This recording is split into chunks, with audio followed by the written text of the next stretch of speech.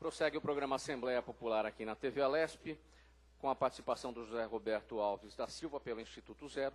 Antes da palavra do José Roberto, o recado para você que nos acompanha. O programa Assembleia Popular é gravado sempre às quartas-feiras, a partir do meio-dia.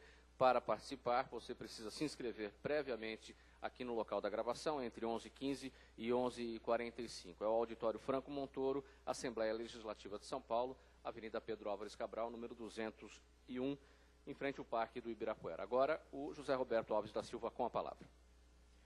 Boa noite a todos e a todas. O recesso que tivemos desde junho é por conta de uma eleição onde se diz que nós do povo não podemos falar porque nós vamos tomar partido.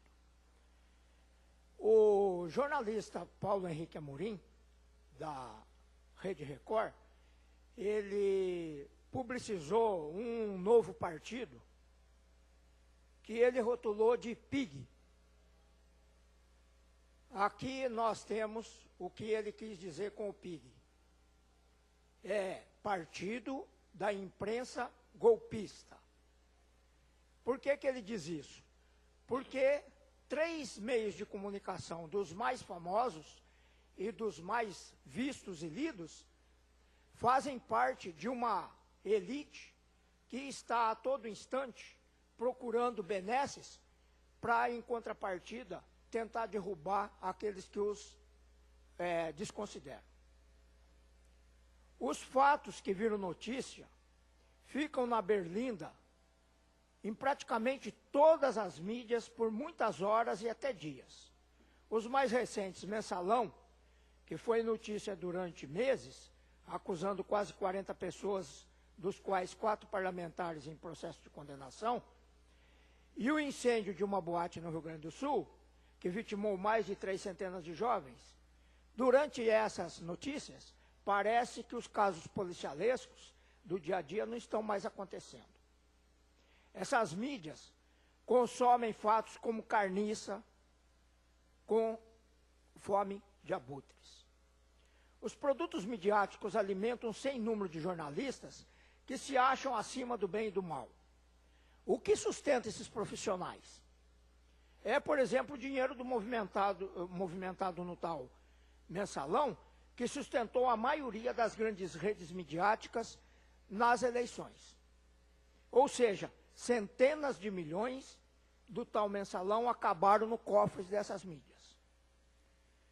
Duda Mendonça declarou só receber 16% do montante que custeava as propagandas dos candidatos, que ele fazia a propaganda.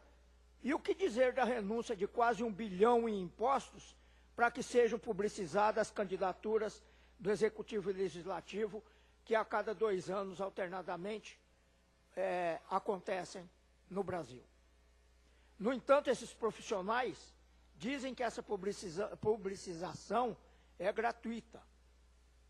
Estamos vendo um desfile das jornalistas de uma das mídias, desfilando e se promovendo como paladinas da moralidade.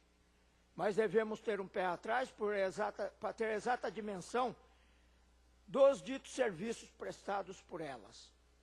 Sempre há uma segunda intenção e, na maioria delas, não tão boas como parecem. Mais recente é o que foi denunciado superficialmente sobre a movimentação de milhões na CPI do Cachoeira. Essa CPI naufragou porque estava caminhando para desvendar até a participação da mídia. É uma falácia a tal existência do Mensalão. E como exemplo dessa falácia, eu cito o que aconteceu na capital de São Paulo.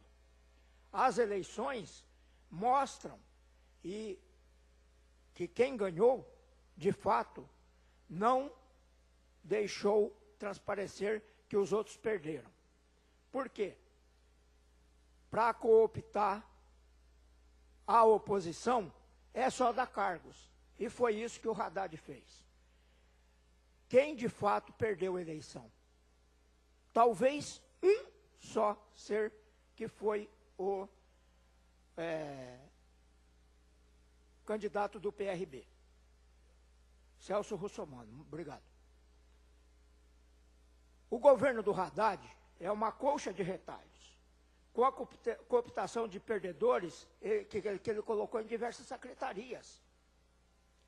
Ainda veremos, para finalizar o que estamos dizendo, um desfile de inúmeras veleidades, incoerências e ilegalidades cometidas até pelo STF em um livro que está sendo escrito pelos 30 advogados dos acusados do tal mensalão, mostrando que o judiciário não faz justiça e se embalança como a biruta dos aeroportos, aceitando a tal opinião pública cantada em prosa e verso por essa tal grande mídia.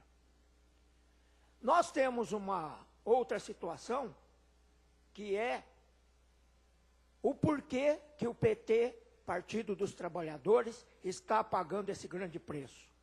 Nós tivemos em 93, acho que foi 93, não lembro bem, a emenda para se, aliás, um plebiscito para se optar pelo parlamentarismo e o presidencialismo. Sarney, em sua despedida na eleição da nova mesa do Senado, disse que uma das soluções para o Brasil é o parlamentarismo. Por quê?